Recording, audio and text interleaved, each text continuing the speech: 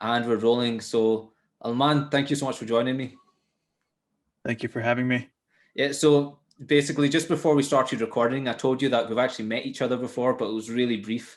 So it was with a penny appeal event. You came and I think you did like a nasheed or you're performing. It was in Glasgow at I think it's called the Riverside Palace. Okay, was this like the Muslim variety show or something? Yeah, it was something like that. Okay. It was like 2018 Yeah. or something, or 2019. Yeah. So you, I mean, it was like a part of a tour, so we were like in a different city every day. So yeah, but that's cool. Yeah, so you did a performance, and then we had a small conversation. I can't even remember what we spoke about. It was really brief. I think I just complimented your performance, and then we did the Maghrib Salah, and we were actually standing shoulder to shoulder. Oh, really? Yeah, so I've had you on social media for years, but it was just when I started podcasting. First, I was talking exclusively to world record holders and explorers, but more recently, I wanted to, include kind of, Muslim people, Muslim kind of influencers and people who are doing good work and creatives. And obviously, I had you on my social media for years, so I thought I'll reach out to this brother. Mashallah, that's awesome. It's always cool to see initiatives and these different podcasts and the different topics covered and stuff. So it's an honor to be with you, and thank you for having me. Yeah, man. Thanks for coming on. First, I got to say, your background is awesome. You've got the Mortal Kombat characters there, right? Yeah, I'm glad you recognize them. There's like really random things on this wall. There's like a couple of my records, and then there's studio gear. There's actually a little Mortal Kombat arcade that's fully functional, this little thing. And yeah, I just grew up on that stuff. And there's like random Nusrat Fateh Ali Khan tapes up there, and a hat from Bali or something. Nice. But, is that a Gundam statue, the robot? Over there? Yeah, I mean, it's not Gundam. It's something like that. Honestly, that's something in the during quarantine, it's just like little hobbies I picked up and I discovered, and I was like, oh, this is fun, making little things. I like building things, and I'm kind of a nerd when it comes to like, computers and all that stuff. So it's like a side hobby. Oh, nice one. Yeah, I can see you've got a really nice looking setup, all the stuff on the wall. Like, you have a lot of straight lines. It looks like you probably maybe used a ruler or something to get all of that, but it looks awesome. Yeah, something like that. Yeah. So good job on that. So obviously you're like an artist, and you're kind of focused on like spiritual stuff, spiritual music. Would you call what you're doing nasheeds, or is it different from nasheed? I wouldn't classify it as a nasheed, because I feel like nasheed is a specific thing, a specific genre, and a specific style. Okay. I would simply classify myself as a singer-songwriter who happens to be Muslim. And my work is inspired by the Islamic faith and Islamic spirituality, but I try to make it accessible to anyone who may be interested in music or resonates with that particular genre that I do, which is like alternative pop, basically. Good man. So how long have you been like a musician and in the field of making music? I started making music when I was probably I started singing around like 12, 13, and I started producing at home when I was around 14 and kind of experimenting with things. And then the rest of that was like a journey. So from the ages of like 14 to, I would say 18, I was at home. And then after that, I traveled a bit. So I was in LA and then eventually Dubai and the UK. And so it's been about 10 years of just traveling, meeting artists, working with musicians and artists and producing albums and stuff. So yeah, that's pretty much kind of the trajectory of it. Yeah, nice, man. So when did you start making your music more spiritual? Because I think the vast majority of your songs, as far as I've seen, it's based on like spirituality, right? Yeah. So I mean, in my experience, from what I understand and from what I've been taught, when we talk about spirituality, a lot of people are looking for a spiritual experience in this life. And one of my teachers said that we are not physical beings having a spiritual experience, but we're spiritual beings having a physical one. And so really all the experiences that you go through in life, these are spiritual experiences. All the emotions you feel, it's a part of the spiritual journey. And so often when we find artists, whether they're painting or whether they're, building or writing or whatever they're doing, they're expressing their emotions. They're expressing an element of their spiritual state. And so for me, music it runs in that vein, right? Mm-hmm. The things that we're creating in music, these emotions or these words, this poetry, that's coming from somewhere within. and it's coming from, a spiritual place. And what really made sense to me is the fact that, this whole debate about music, right, that we often find within Muslim circles. What I found really interesting about that is that it's often said that music is like a tool, right? You can use music in a negative way, or you can use it in a positive way, depending on the lyrical content, depending on how it's used, and what kind of feelings you're causing with that music. And from that, I deduced that, really your heart is, if you're a painter, your heart is like the inkwell. Your heart is, you're taking from your heart and you're putting it out into the world. So if you're not purifying your heart, if you're not making your heart a more pure place, then whatever you put out is going to be toxic. Sure. Right? But if you are purifying and you're conscious of what you're putting out and how you're using it, then what you put out can be of benefit. And so for the artist, I would argue that it's really important to venture on the path of spiritual purification and contemplation and study, so that you can be of benefit to your society. And so upon those realizations, and upon, like, with my own personal experiences dealing with, with mortality and with service to others, I just, realized that this art form is a deeply spiritual one. And so I kind of went with that understanding.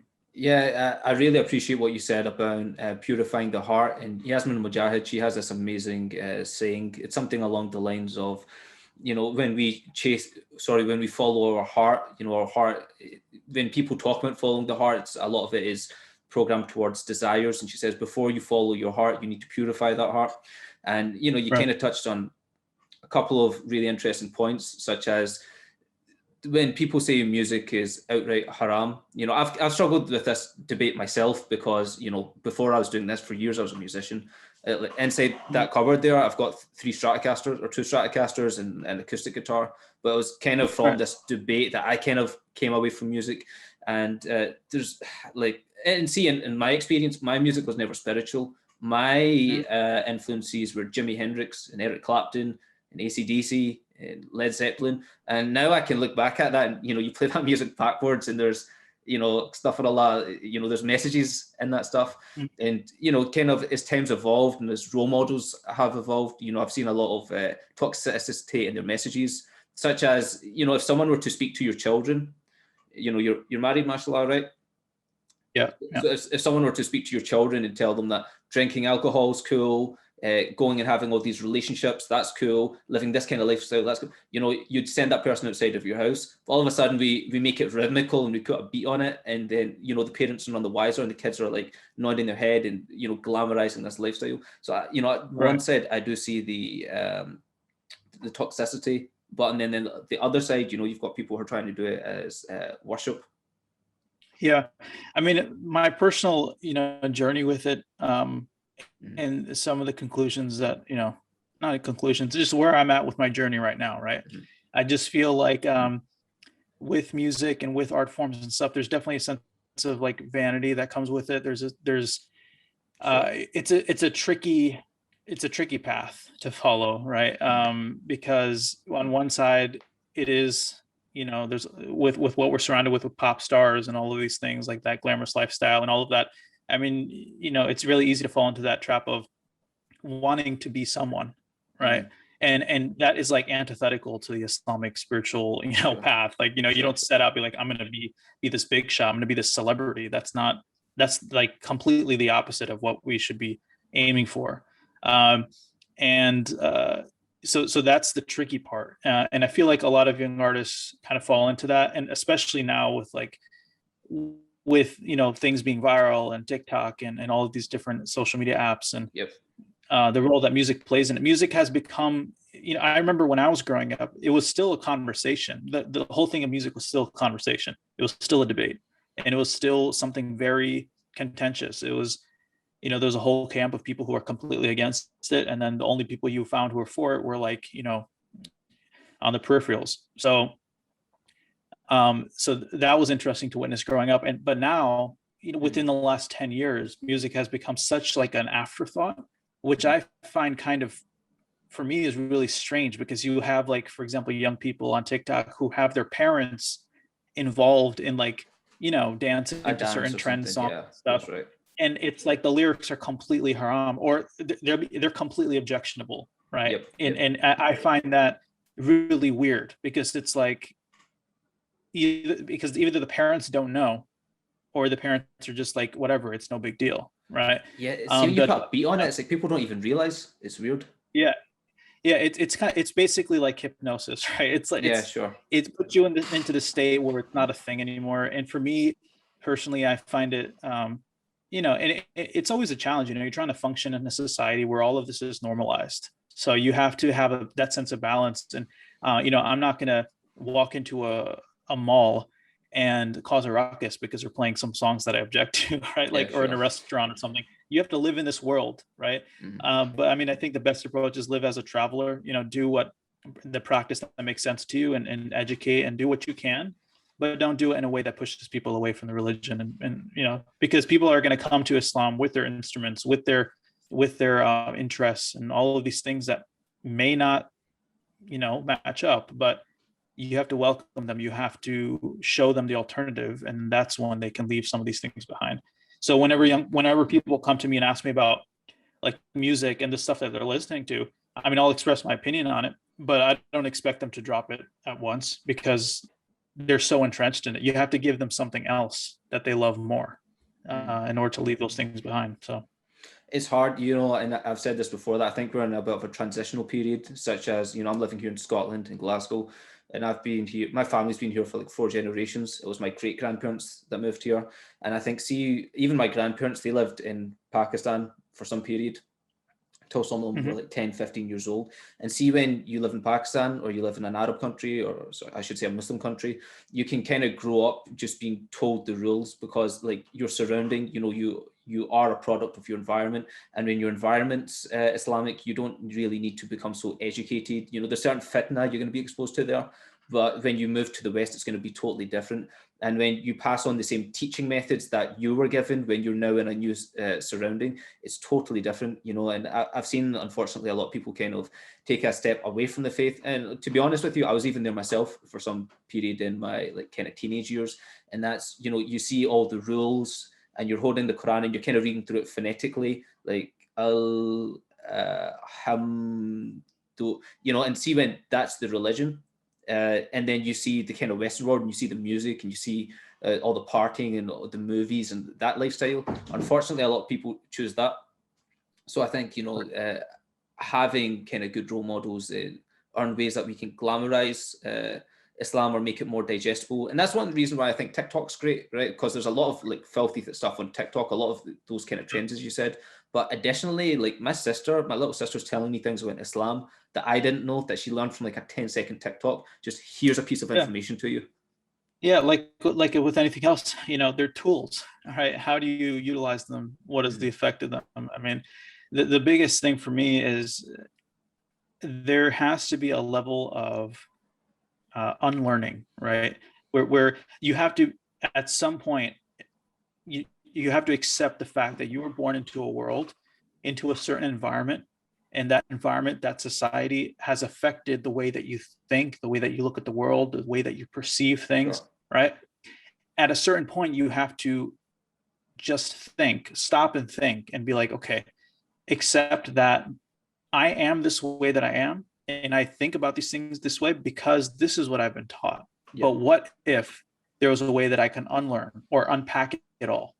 And in that unpacking, if you go about it the right way, then you kind of see through the facade. You see what's happening. You see what's happening in society. You see how, social media can be used for good or bad. You see, how capitalism has affected everything. And then you see, like we live in a time where, when I was growing up, obviously brands were like a big thing, right? You were whatever, Tommy Hilfiger, whatever. It's, you do that to be cool. Now we're in a time where every person is trying to become a brand, right? Yeah. But it's like you as a human being, you're not a brand, you're a human being, right? You're not a product, right? It's almost like we've consumed so much that we ourselves want to be consumed by someone else, right? It's just all this facade of like, I am something because of the label or whatever.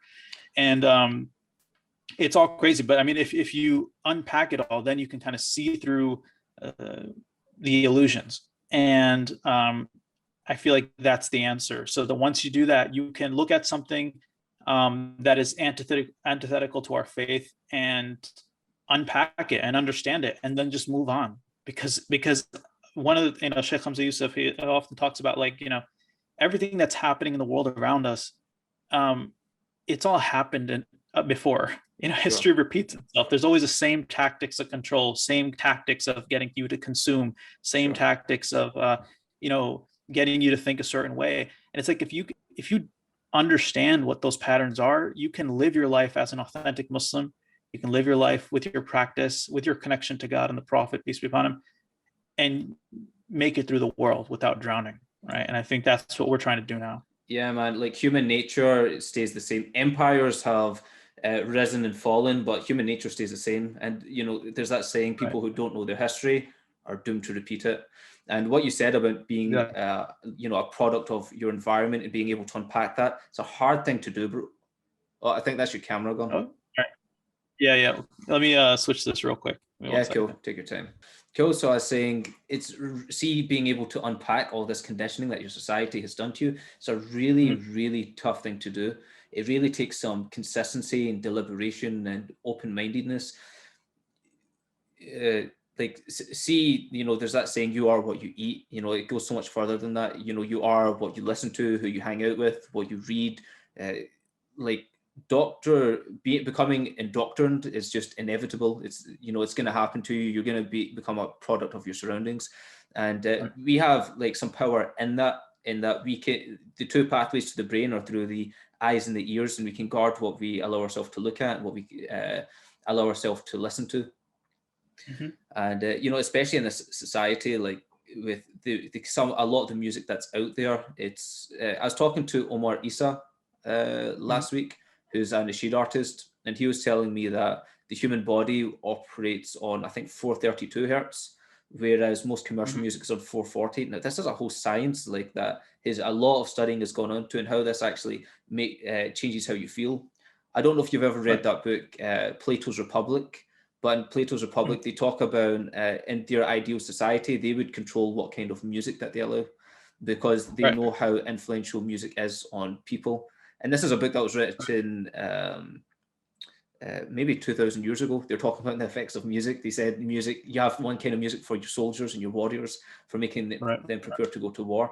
Then another one for your society. And you see the society, you don't give them any music, which is going to motivate them to rebel or cause an uprising. There's a certain kind of music you allow them to have. Yeah, even in the Islamic world, I mean, I think Al-Farabi, I think it was, who had a book on music, and he could have played music to make people laugh or make people cry and make people fall asleep. So there's definitely, and we know this. I mean, I've actually, you don't have to look far to find some of those, some of that knowledge in terms of, songs can be in different keys, right? And you can have different chord progressions. There's actually chord progressions that make you feel a certain emotion, right? And so, and that's used in music all the time. So it's definitely, it's a fascinating thing. But I also feel like with something that you can go so deep into, once again, I feel like a lot of it's about balance and how you're using it and what your intention is and what kind of energy you're putting out into the world as well, right? So yeah, and one of my teachers told me that whatever you're doing, if you're consistent on your prayer, you're consistent on your salawat and your connection to the Prophet, peace be upon him, that good will ultimately outweigh anything in your life, right? But you have to be consistent about it. You have to be sincere with it, but it will outweigh the bad, and it'll outweigh those negative influences, wherever they may be, known or unknown. But that's kind of what I operate off of as well. Yeah, man. There's I think people are so easily you're talking about everyone wants to be their own brand. And people have become consumed with this kind of Instagram lifestyle of they want the most likes. They work as affirmations. You see in some of these people's pages, their likes are kind of going down. So they start doing something more provocative. They do something more provocative. They dress in a more or in a certain way. Then you see the likes go up, and people have become like junkies to this stuff, and they use these love hearts as like affirmations. They think it's like real love. Yeah. Yeah. It's a really crazy situation. I mean, I think, and as social media continues, I actually read this really interesting study though by sociologists, and they were talking about the effect of social media. And we use this term viral, right? When it comes to social media, viruses, they stop spreading at a certain point, but they're still around, right? And it's done to kind of preserve the longevity of that virus. But if you apply that kind of logic to social media, basically social media is going to grow and grow, and then there's going to be a point at which a part of society no longer finds it important, no longer cares about it, it moves beyond it, or they're just kind of like turned off by it. And there's going to be another part of society that it, like you mentioned, is completely like into it, and they get their sense of news, they get their sense of completion from social media and their sense of belonging. So within society, you'll eventually have a break in which you'll have two different groups of people, and they operate and live their lives in two completely different ways. And I think you could even witness this now. If you know anyone, and they're hard to come by, but if you know anyone who doesn't live on social media, who doesn't have a social media account, of course, like older people, yeah, like, they probably don't, but younger people, I mean, my brother-in-law doesn't have any accounts. And it's like, you see what wavelength they're on. Just think of it for a moment. If you don't have any of these accounts, just in terms of what your eyes are seeing, you're not even a part of that. Think about how many things you see on social media that would probably be objectionable, right? It's just because you're on it, or because it's in a feed or something, right? Even whether it's violence, whether it's, sexual, whatever, right? So those people are already on a different wavelength. They're in a different place, mentally, physically, emotionally, whatever. And then the other rest of us who have to see this stuff, or, by accident or whatever it may be, and we're in a different place. And so eventually there's going to be a time, I don't know which camp I'm going to be in, but, there's going to be a time where there's going to be like a break off, and people may not really understand each other. So yeah, that's really interesting that you say that. A lot of really interesting points. So, I mean, see me, like there was a period maybe like 2 years ago, 2018 is. In fact, you know what? This just came to me now. I remember, see, when you and I met each other, we had a small conversation. I think I asked how I could connect with you or something. This rough memory, and you said you're on Instagram, but see, at that point I had no social media. I think I found you on Instagram later or something. But see, during that period for maybe about 2 years or a year and a half, I deleted all of my social media, and I found, see, when I deleted my social media, my head was the clearest. And I came back to social media recently because like my job's an English teacher, and I wanted to make English content, be able to connect with students, kind of get my brand out there. And I thought after taking 2 years off of social media, I'd be coming at it with a clean mind. But honestly, I've gotten hooked back on it the same way that I was before. It's like you're back on a drug, and I feel like my head is like fuzzier because of it. I feel like it affects the way that you think, it affects the way that you feel. You kind of become obsessed, like you find yourself checking, is there a notification, what's the notification? So I do feel like it causes a kind of blurriness in your head. And there's been even scientific studies that show, see, what you see, it affects what you think. What you see affects what you think. And see, when you're showing like all of these, well, you mentioned violence and the sexual stuff. And see, especially when you're seeing that sexual stuff constantly, and it's like, bro, there's all these stuff out there. Like, one I just found out about recently is there's something called OnlyFans.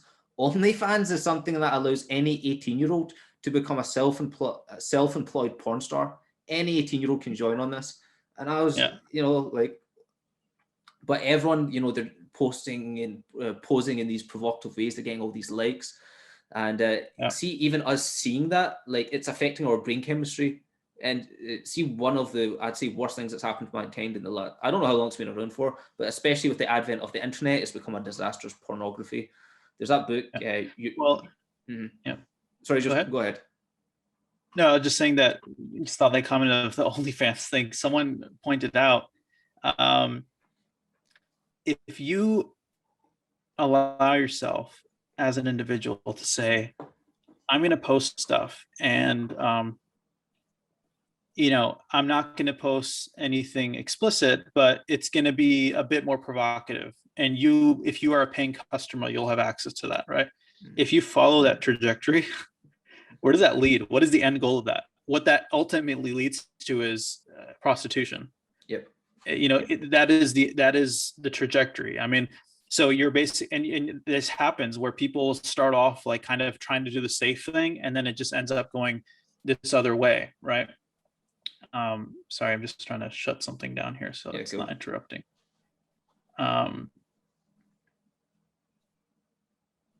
Yeah, so that's like a real thing where that trajectory is just really troubling, and you never know how that's going to ultimately affect an individual. So what were you saying about the book though that you were mentioning? Yeah, well, there's this other guy I know. So there's that book, Your Brain on Pornography. I think that's the title of the book, right? I've not read that one, but I know a guy called Zane Francis, and he's written a book.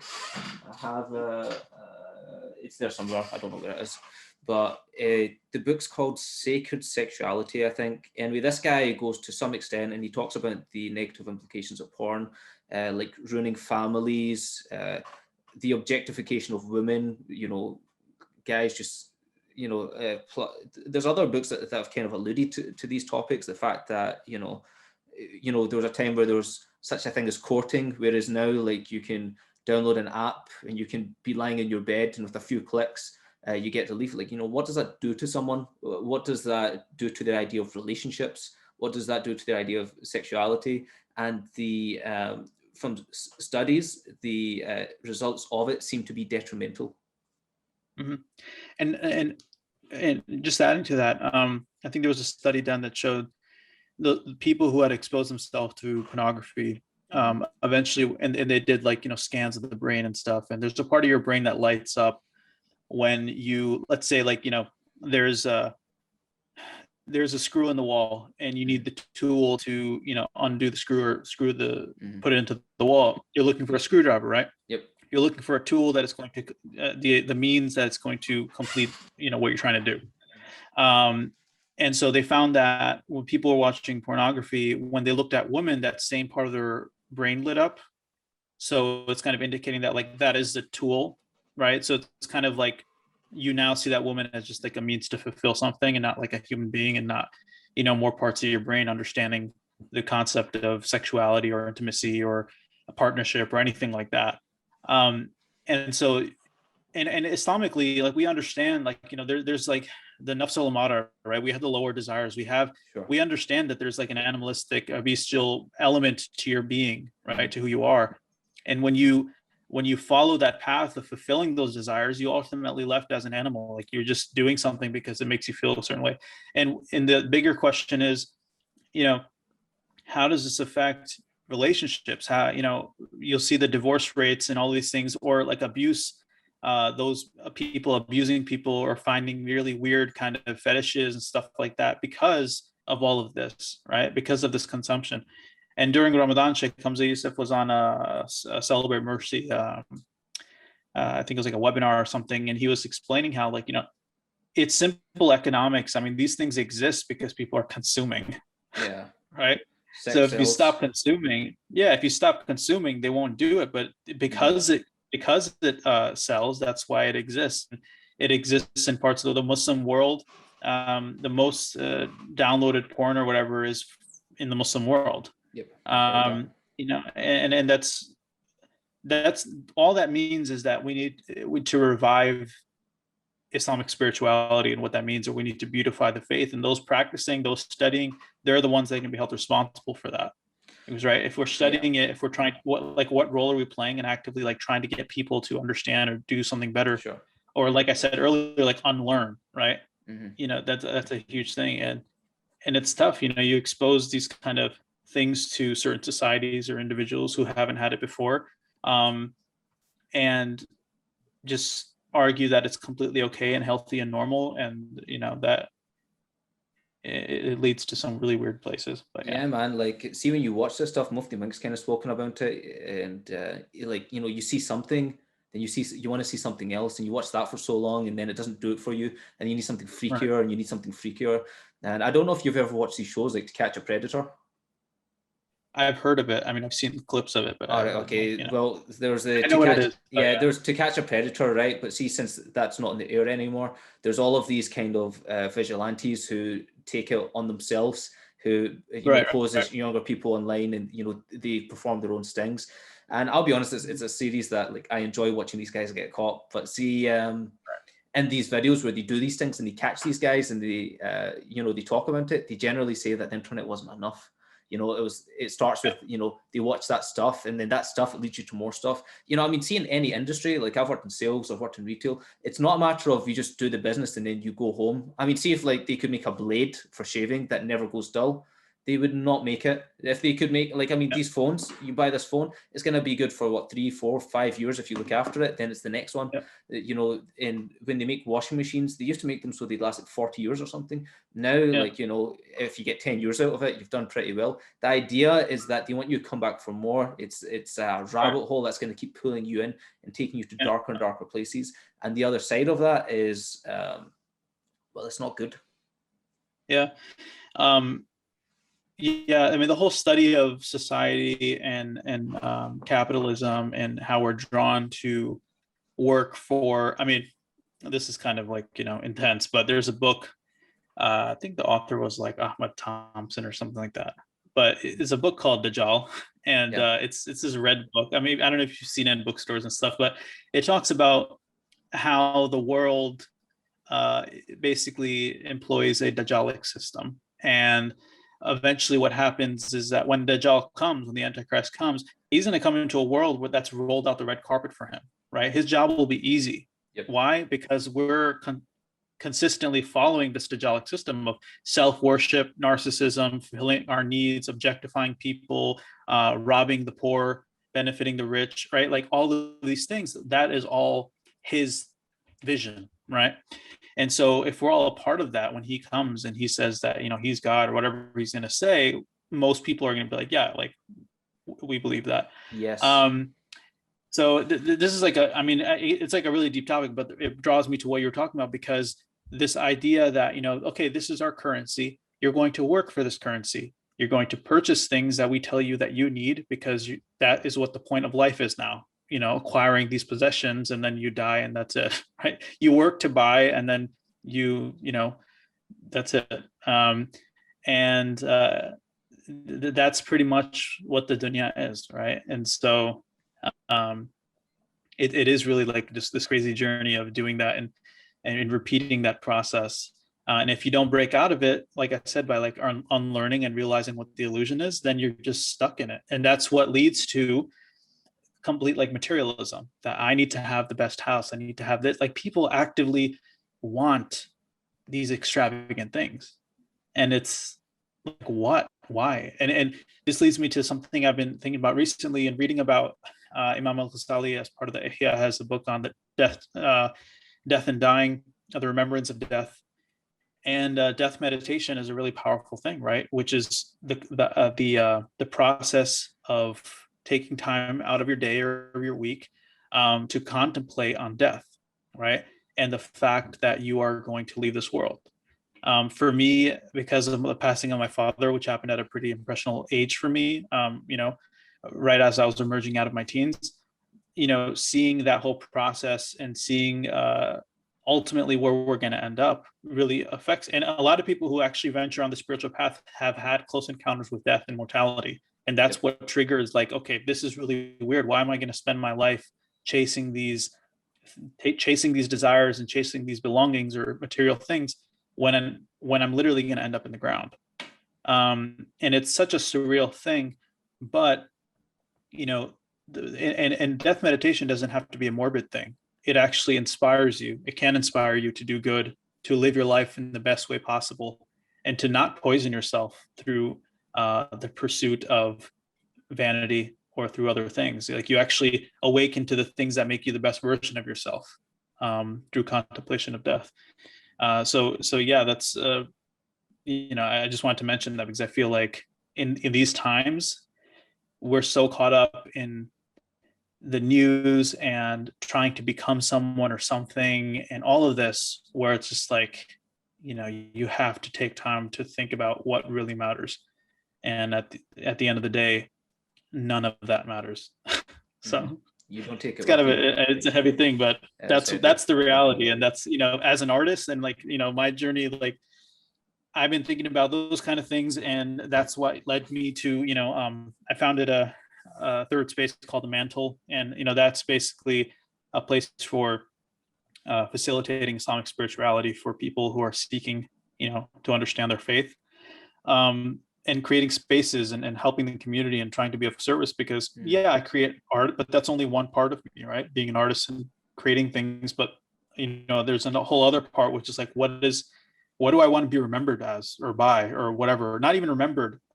When I say remembered, I mean like, how do the angels know me, right? Was I someone that, because they say like in The Lives of Man by Imam al-Haddad, he says that, when you pass away, the angels they wrap your soul and they take you up to the heavens, and the angels, as you're passing other angels, there's a fragrance or a stench that comes from you, and the angels call you by the names that people know you as, or the names that describe your reality.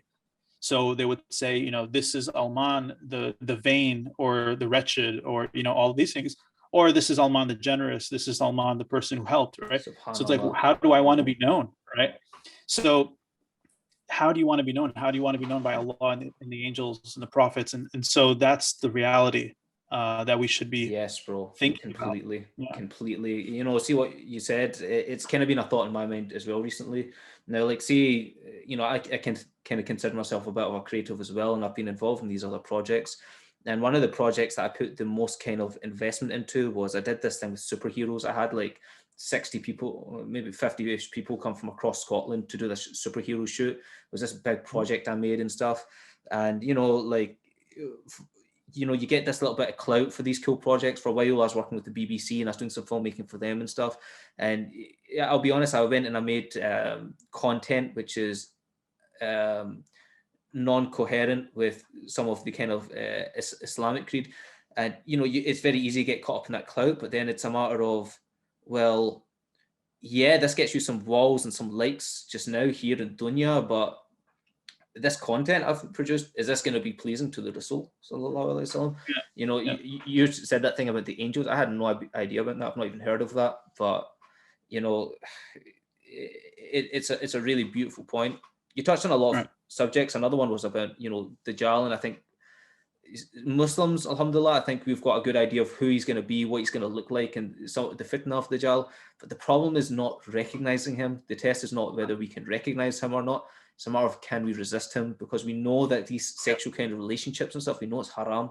We know that the drinking of alcohol, we know it's haram. We know these kind of behaviors and these kind of things, and going into interest, we know this stuff's haram, but we do it anyway because we can't resist it. But people think that, fitna al-Dajjal is going to be the hardest one that mankind has ever been faced with. And if it comes in our, I feel like it's already here.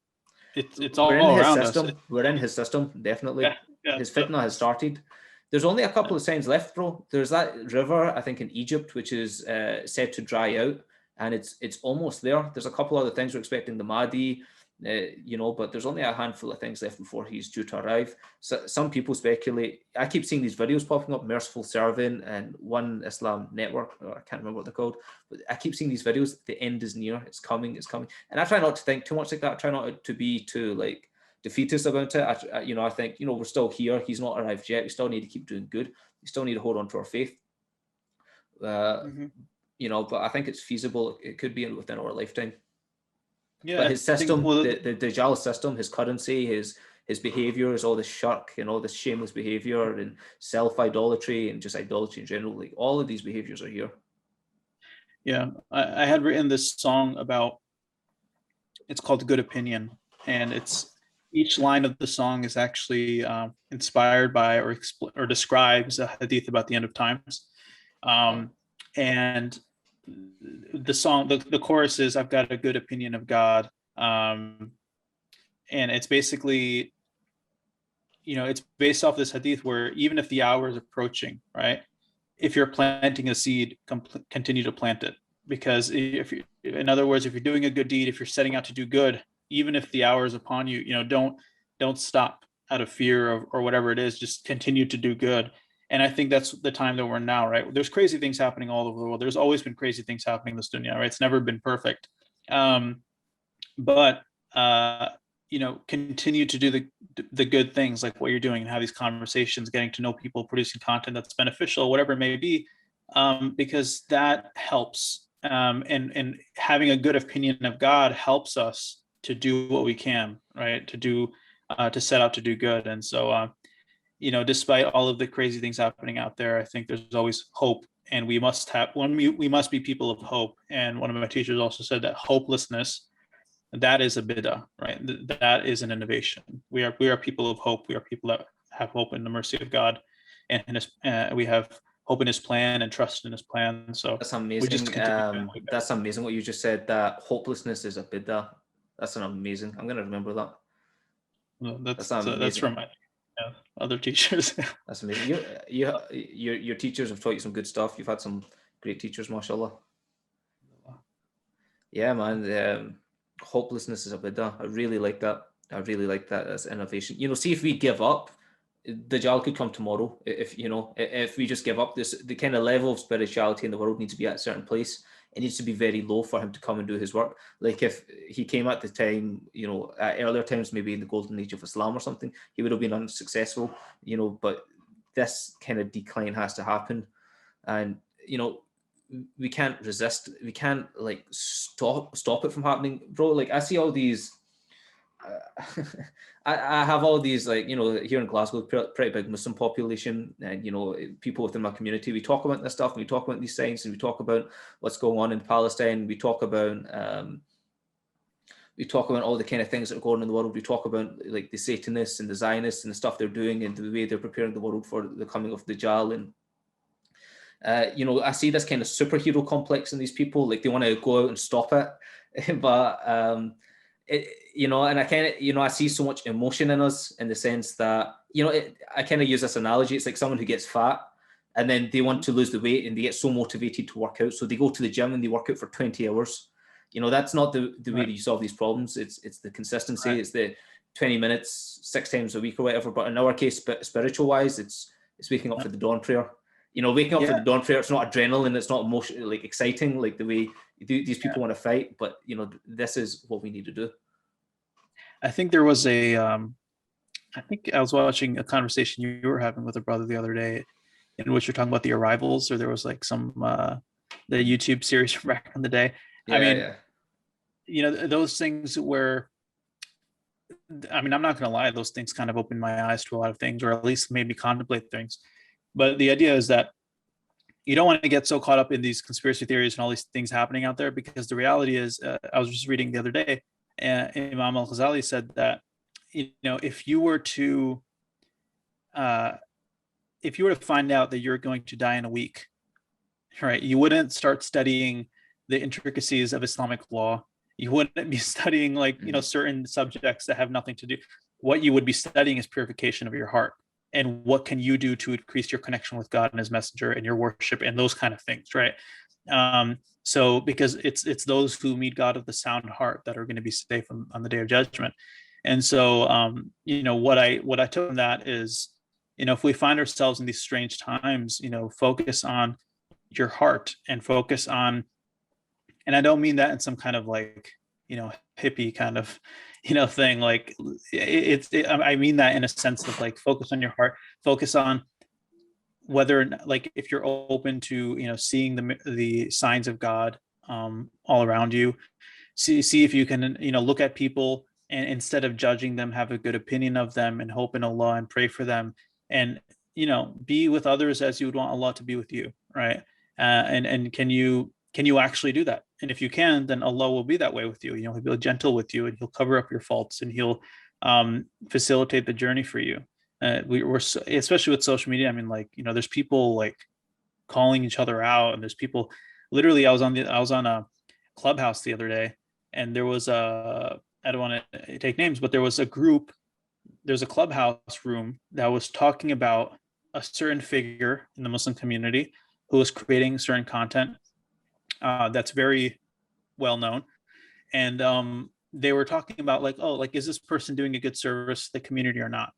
And they called on one of the brothers to speak, and one of the brothers was just like, to be honest, this room shouldn't even exist, because this room is literally just backbiting about a brother. And people don't realize, like, we've normalized all these conversations and like, let's be woke to this and that, and not realizing like, okay, we're literally backbiting about someone, right? We're just sitting here and it's not even important. We don't even need to talk about this, right? And so these things happen so often, you know, we got to kind of take a step back and realize what we're doing. Bro, I completely agree with you. Backbiting is one of these like horrible, nasty sins that no good fruits come from it. I've really enjoyed this conversation with you. A lot more philosophically provoking than I thought it was going to be, but we went down some rabbit holes and I enjoyed it. Yeah, I mean, there's probably it's funny because I probably thought we were going to talk about like music and other things, and I'm sure there's so much to talk about. It's just, I don't know, maybe this is where my mind was today, just kind of, or this past week, kind of really thinking about these things. But you know, it was a pleasure speaking to you. I love it. Bro, where can people find you? So I'm on Instagram, Alman Nusrat, and you can find the music if you want to listen to that. If you just search Alman Nusrat on Spotify, YouTube, you know, whatever app there is for music. And then there's an organization that I'm currently working to build, and we've been doing that for a couple of years. It's called The Mantle, and you can find us on Instagram at Mantle of Love, and also mantleoflove.org. And so that's basically, you know, we're looking to have events online and in person on a variety of topics. So I'm really focused on that right now. And then I also have a podcast called Faith in Fine Print, and that's with a friend of mine who's also an imam here in on the East Coast. And so yeah, there's a couple of projects. Anyone who's interested can follow any one of those. Yeah, man, I'll put all of your links in the description. But thanks so much for coming on. Thank you so much. Alhamdulillah. Jazakallah khair.